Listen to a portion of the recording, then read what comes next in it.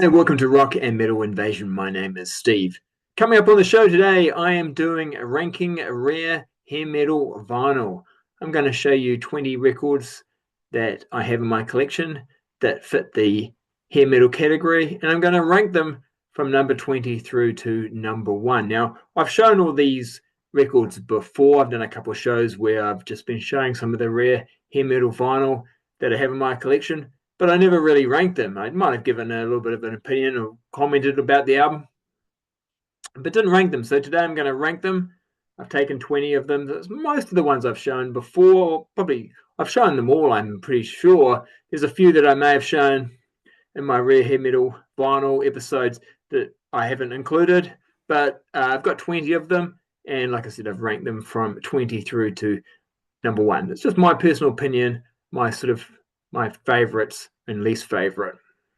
So let's get into it. So coming in at number 20, it is Sweet FA and Temptation. So this is their second album. They haven't done another album, to my knowledge. This one, to be fair, is very similar to their first album. I don't think they really changed their sound very much, but it just doesn't quite have the songs on it that the first album had. I think for me, the first album had some songs on it that I did like. Not so much on this one, but like I say, it's not a departure in sound, very similar, but I do prefer some of the songs on the first album. I'm not a massive fan of the band, but certainly their first album did have at least 2 or 3 songs on it that I liked. So not so much on that one. Produced by Howard Benson, who actually comes up a few times on some of these albums. I think, 91, 92, that's when he was really starting to become quite busy and as a producer, and was producing a lot of these bands that we would now put in the hair metal category. So Sweet FA, Temptation, that's at number 20. Now, of course, when I'm saying hair metal, I've got some rare albums as well that might fit the hair metal category, but I'm sort of being strict about sort of time. So I'm saying 83 through to about 1992. And of course, when we're talking rare hair metal, something that's released in 1983, is probably not rare. So it's a lot of those sort of early 90s hair metal albums that were released on vinyl. A lot of them were not released in the States, for example. They only maybe got a European release or even just a Korean release. I can talk about those as they come up. I was a bit surprised this one's actually that rare, but it is an easy one to get on vinyl. And so number 19 is Big House.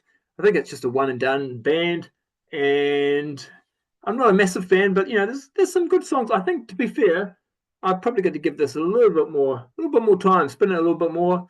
When I have played it, nothing's really stood out to me. I think Dollar in My Pocket was a single. It's produced by David Bendeth, who he actually goes on and he produces bands like Breaking Benjamin, I think, and those type of bands throughout the sort of late 90s into the 2000s.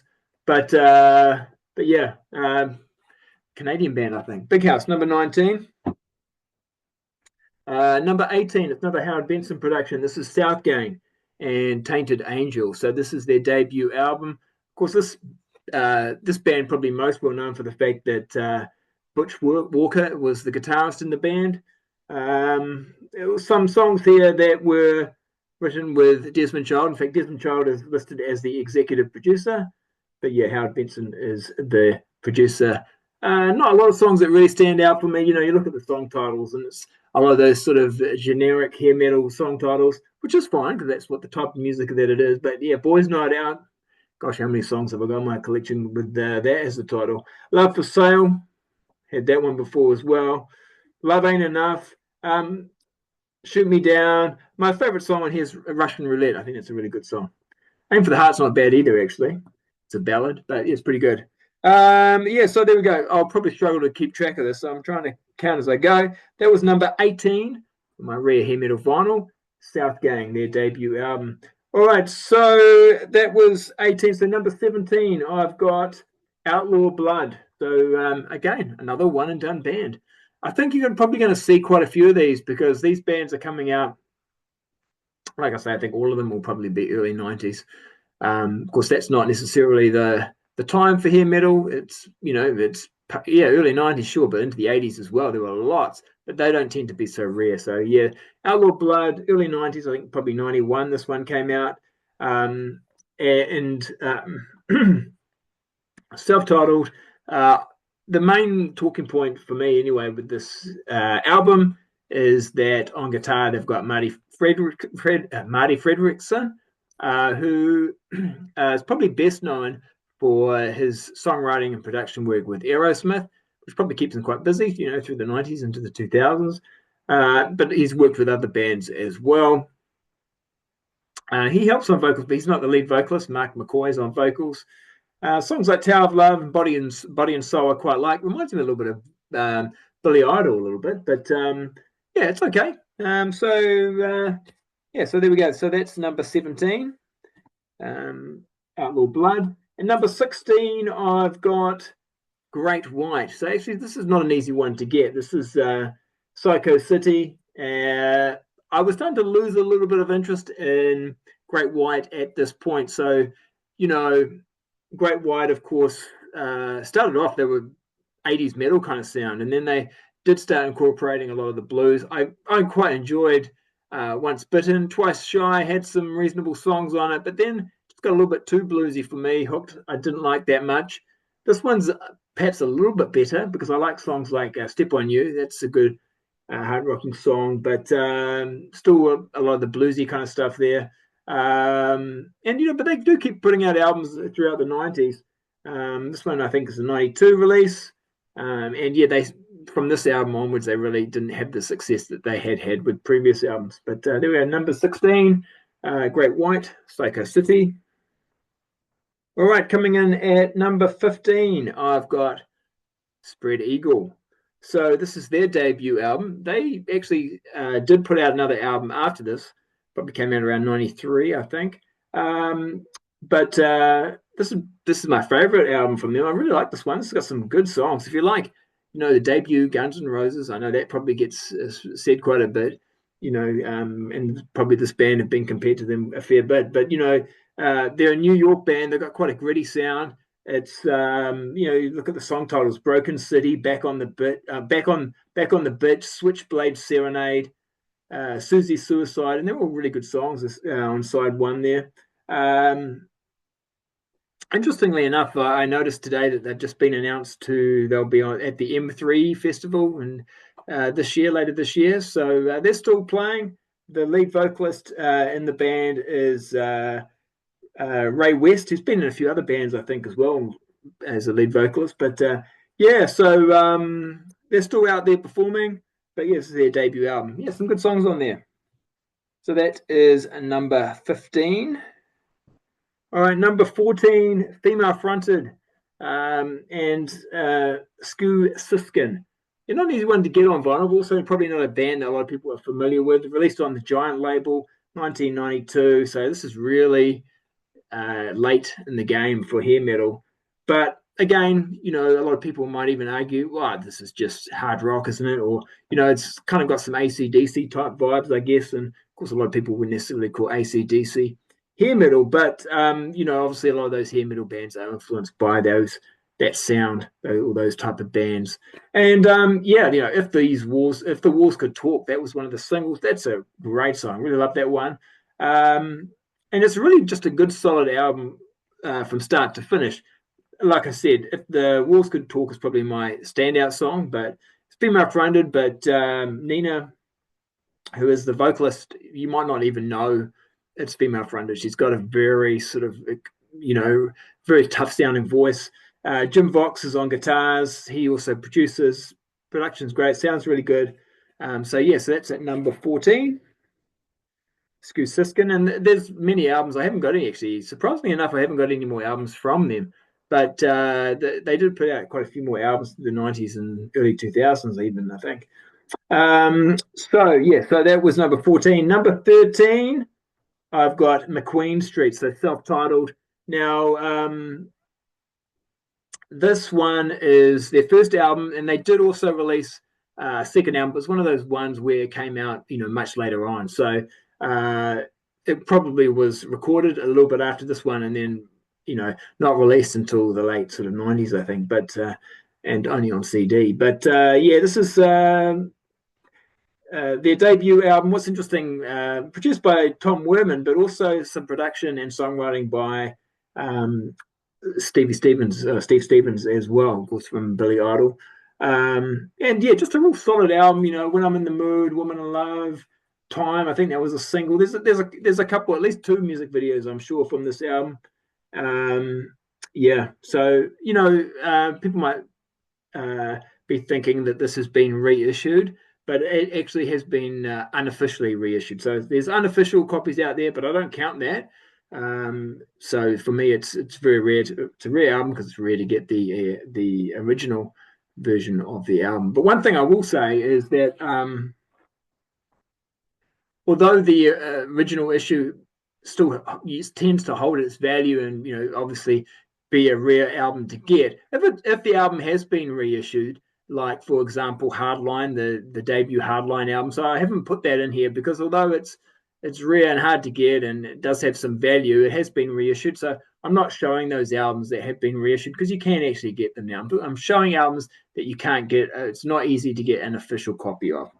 All right, so that was McQueen Street. Their debut album was number 13. Coming in at number 12, I'm going to go with Trickster and their second album here from 1992. Now, this one's really not an easy one to get. You know, they had a lot of success with I think their first album went at least gold. A lot of MTV play, and I think it was the kind of band that was really reliant on that. And by 1992, they weren't getting that MTV play. So that was... Now MTV were playing the, you know, the Nirvanas and the Pearl Jams and those type of bands. So there are a couple of music videos. The music video for Road of a Thousand Dreams and Rockin' Horse, but I'm not sure how much play those got. I did talk about this album with Trevor on the Crash Course Metal Show. And yeah, I talked about, you know, liking some of the songs on this album and liking this album more than their debut album, which I'm not a massive fan of, but I do like this one. Like I said, I mentioned Rocking Horse. Well, I really like that song. I also really like Blood Rock. That's a pretty heavy song for them. Road of a Thousand Dreams, which is another single, I think is quite a good song. There's a couple of other ones on here that are decent, but yeah. So there we go. So that's at number 12. Trickster and here. All right, coming in at number 11, another band I talked about with Trevor. This is coming in at number 11. This is Firehouse, their second album, Hold Your Fire. I think this is a Korean pressing actually, but yeah, so I know their first album recently got reissued, but this one hasn't yet. So yeah, not easy to get. They had some more success. Talked about this album with Trevor, like I said, and we talked about the fact that you know, they did have some success with the ballads. I think When I Look Into Your Eyes, you know, Love of a Lifetime from the previous album had been successful, and even their third album, another ballad, does fairly well, and that third album doesn't come out till 1995, something like that. But they're one of the few hair metal bands who did keep their major label deal and do another album in the mid 90s. Sleeping with You, I think that might have been released as a single as well. Rocky Tonight, that's a really good song. I like that one. Fairly generic song title, but yeah, I do like that song. And Reach for the Sky, again, generic song title, as I talked about with Trevor. Slaughter in this same year also was their opening song as well, had a song called Reach for the Sky. But yeah, Talk of the Town is pretty good. So yeah, that's coming in at number 11. I think I'm doing pretty well so far, keeping track. Let's see, 15, 14, 13, 12. Yep, that was number 11, Firehouse and Hold Your Fire. So now we're into the top 10. So coming in at number 10, I have got War Babies. So this is their debut album. Brad Sinsel is the vocalist in this band. And he's probably, I guess, most well known for having been in the band TKO. Suicide Squad had just done a 4-track EP just prior to this album. He's actually from Seattle. So I think it was a Seattle band. So it's interesting. It's a 1992 release, but they're not being put into the grunge category. I guess maybe because of Brad's history. Also, yeah, it doesn't really sound grunge, but it's sort of got some Alice in Chains vibes, definitely. And in fact, you check out a couple of the music videos that were released for this album. it's quite dark. They're quite dark, and it's certainly not glam or anything like that. Cry Yourself to Sleep, that's a really good song. Blue Tomorrow, I think that might have been a single. Hang Me Up, that's a good one. I think there's actually a songwriting credit for Paul Stanley. I think Paul Stanley helped songwriting on one of the songs here. But yeah, really good. And interestingly enough, War Babies have just released a sort of a compilation. Well, actually, not a compilation, unreleased material called The Vault. And you can get it on vinyl. So good chance I might pick that up at some point. It's got a whole lot of unreleased songs on it. But to my knowledge, not really active anymore. But yeah, Brad Sinsel was a great vocalist. And this is really worth checking out. So that is at number 10. Coming in at number 9, I have gone with Child's Play. So their debut album. Actually, I think it's their debut album. They may actually have made an independent album prior to this, actually. I think about it. And they even put out an album, I think, after this as well, but they've got a different vocalist. So with this one, it's another Howard Benson production. This is on Chrysalis. Actually, this is 1990, so it's kind of interesting that this is rare, but it is. It's not an easy one to get on vinyl. But yeah, 1990, produced by Howard Benson, and they've got Brian Jack, who sadly has passed on. But he has great vocals, and he's on vocals, Brian Jack. Some really good songs. I was spinning this the other day because I was just sort of working out my ranking order and where this one would sit. And I'm going to put it at number 9. A really enjoyable album, especially the first side. Good old rock and roll, Day After Day, My Bottle, Rat Race.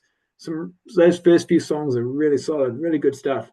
And interestingly enough, too, I noticed that Child's Play are also playing at the M3 Festival this year. So I think they're on with on the day that David Lee Roth is playing. So it's an interesting festival, this one that's just been announced. David Lee Roth is headlining, and I think on the next day, Stephen Pearcy and Warren DeMartini are teaming up. So it's not quite right, but nice to have Warren and Stephen playing together. So and I think that's when it's on that day that these guys, Spread Eagle, forgot their name for a second there. Spread Eagle are going to be playing, I think, on that day. So, yeah, Spread Eagle, Child's Play, some of the bands I'm talking about today that released albums in the early 90s are, they're going to be at the M3 Festival this year. So it's good to see that those bands, some of them anyway, are still going. All right, so that was number 9, Child's Play. Their debut major label album. All right, coming in at number 8, I've gone with a classic band. A lot of people love this band, Kicks and Hot Wire. So again, there are, I think, unofficial pressings of this album, but nothing officially reissued. And so it's a difficult one to get. They really should reissue it because it's such a good album, and I think a lot of people would be really interested in getting the reissue of this. But at the time, it just didn't have the success that the previous album it had. That had a bit of, this is, I don't know, maybe the album number 5. They put out quite a few albums, and they'd finally sort of had some success. But then when they put this one out, it's 1991, and it's very similar. I think it's very similar to the previous album, but Blow Your Fuse. But it just didn't have the hit, I guess, that they had previously. Don't Close Your Eyes, of course, had been a hit for them on the previous album, which was a ballad. But Tear Down the Walls is, I think, just as good. But it just wasn't. I've heard stories about they were like making a music video, and then the word got in that don't worry about it, forget the music video. They almost like stopped production while they were sort of making the music video. It's over. MTV is not going to play this kind of music anymore. Just forget it.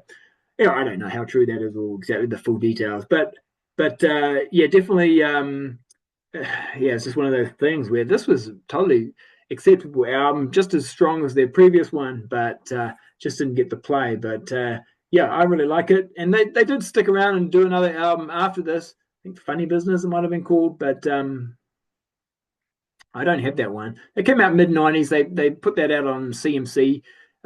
Which at the time really had a reputation as being the sort of place that those hair metal bands go to after they lost their major label deal. But Yeah, and then of course they reformed, but they have, of course, uh, recently retired. In fact, talking about that M3 festival, this is the band that used to open the M3 festival, I think, on the Friday night, because where it is sort of their local area.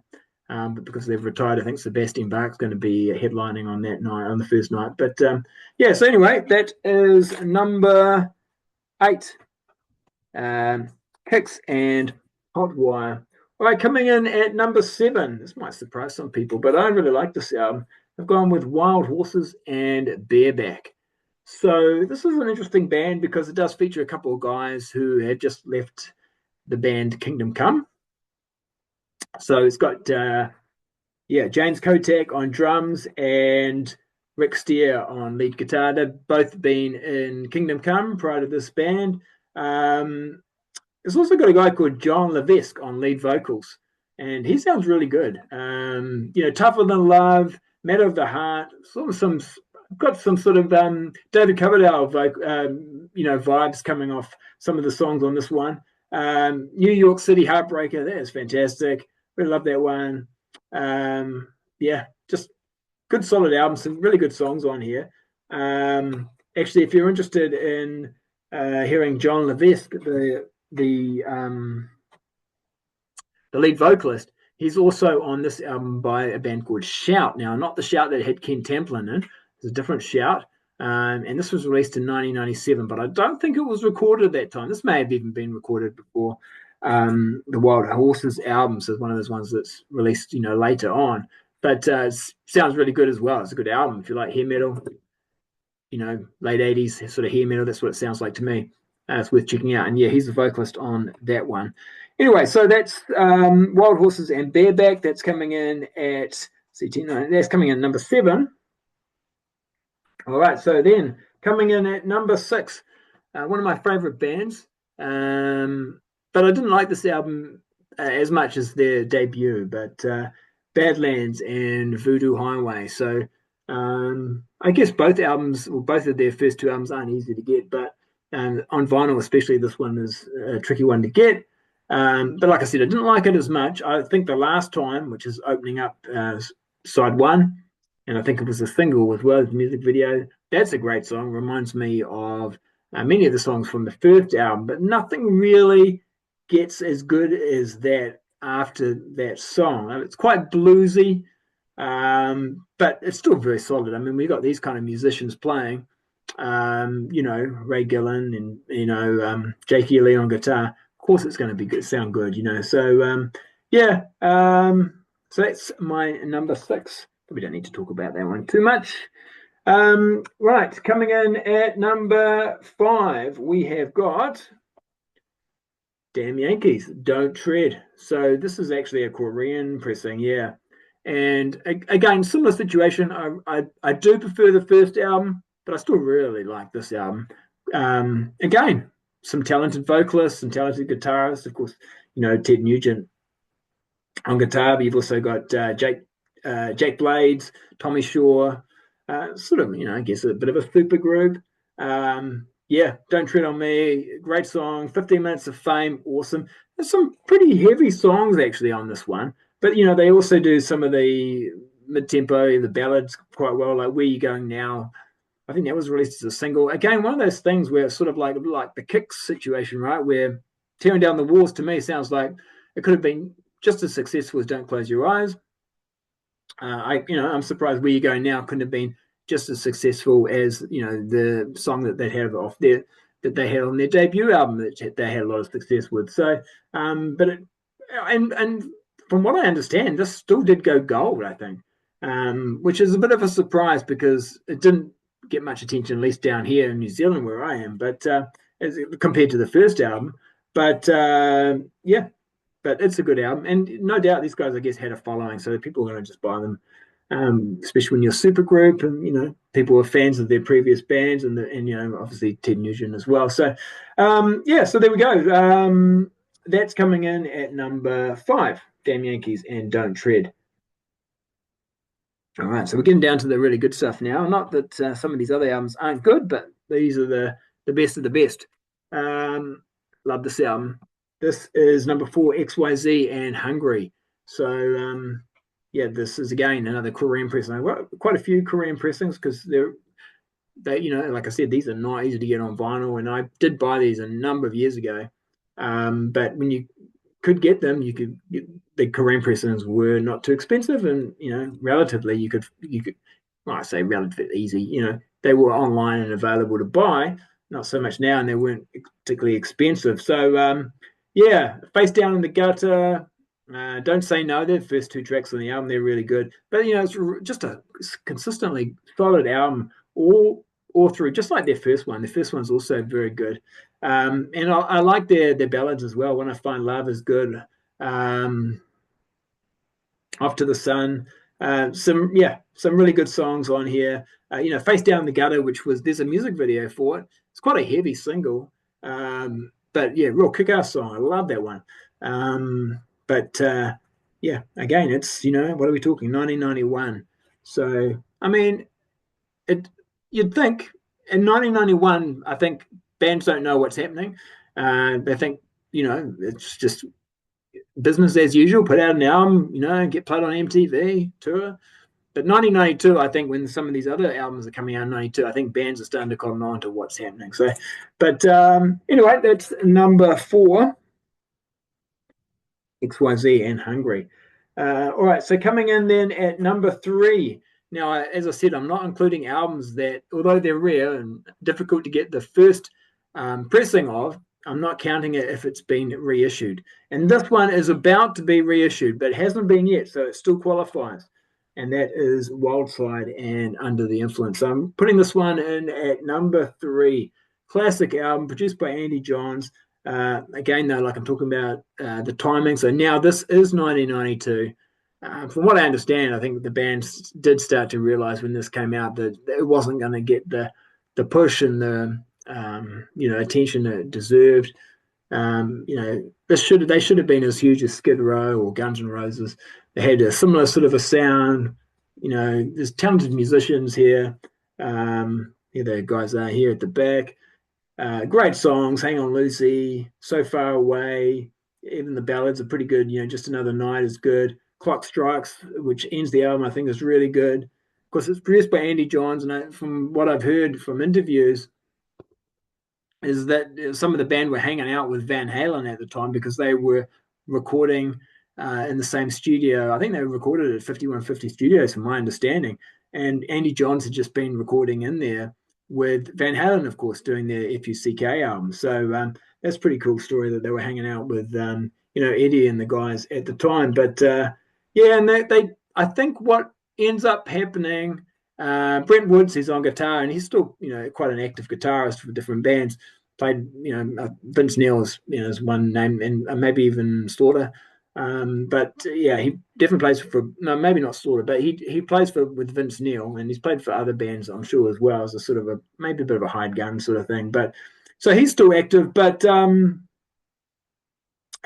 think he leaves the band, and then the band, I think they do toss up changing their name. Even I think I've noticed that there's like some sort of promo cassette or something that came out with the band renamed, but then they go back to Wildside and they release a second album, which I don't have, and I think most people would agree that it's pretty much a grunge album. So you can understand that they're trying to stay with the times, but it doesn't sound anything like this. Anyway, but this is great. So Under the Influence, Wildside is number 3. All right, so we're down to my 2 favorites. This was a bit of a toss-up, actually, to be honest with you, difficult one. But I have decided number 2 is Shotgun Messiah and Second Coming. So this is one of those ones where I like the first album, but this one's better. And of course, they do change vocalists. So Tim Skold, who was on the first album, but only as the bass player, he's now also the guitarist on this album. Cody, the guitar player, he is really good as well. A lot of people talk him up, and I'm not surprised because there's some great riffs on here. Heartbreak Boulevard, I think that was a single. That's a great song. Again, just like Wildside, they had a good single as well, Living Without You. I thought that was really good. Sex, drugs, rock and roll. That's a really kick-ass way to kick off the album. Same with Red Hot as well. Yeah, 1991. They're on. Interestingly enough, they're on Roadrunner or Relativity Records. So not a big label, but still, it's and again timing perhaps not so good. But 1991, Shotgun Messiah, Second Coming. It is so good. They do even stick around and do a third album, and unlike Wildside, they didn't go grunge, but they did go a little bit industrial, sort of industrial elements to it, but still with, I think, some elements of the sound that they had here. I really liked that album as well. So they're one of those bands who put out 3 really good albums. So all 3 Shotgun Messiah albums are worth checking out. And I even like the work that Scold has done as a solo artist. Big fan of those as well, especially his mid-90s album that he put out under the name Scold is really good. But he's done some other ones as well that I like, and he also worked with Marilyn Manson. So yeah, he's still active in the music business. So there we go. That's number 2. And last but not least, I decided to go with Bangalore Choir and On Target. Now, actually, this has been reissued, but that seems to be very rare now as well. So it's one of those things where, yeah, it's been reissued again on vinyl, but then now also very difficult to get. So it's still very rare and hard to get. So I still qualify, still going to qualify here. So On Target, David Reese, who had, of course, previously been an Accept just for the one album, didn't really work out, but production by Max Norman. He always does a great job, I think. And every song on side 2 I love. Also, probably the best song though on the album is Angel in Black, which is actually an autograph song written by Steve Plunkett. Loaded Gun is good. There's a couple of songs written, I think, by Aldo Nova and John Bon Jovi, and actually, surprisingly, I don't like those ones quite that much. But yeah, this is a great album. But yeah, like I say, it's 1992. Didn't get the attention it should have got. And they did get back together later on and do some albums, but they didn't really quite. For me, anyway, it doesn't sound like that first album. That's where it's at. So, so there we go. That's my top 20 rare hair metal albums that I've got on vinyl. I'd say all of them are, certainly, the top 10 are all good albums, and some great. And from 11 to 20, this, obviously, the way I've ranked them, 20, not so much, but 11, 12, 13, still good albums. I like having them in my collection. And I'd be interested to know, though, of the albums that I've chosen, what are some of your favorites? Or what are some ones maybe you don't like so much? What are some ones maybe that I haven't shown because I don't have in my collection that you think would have potentially made the ranking if I did have it? Let me know in the comments. If you like this type of content, make sure you have subscribed, hit the thumbs up, and I'll catch you later. All right, see ya.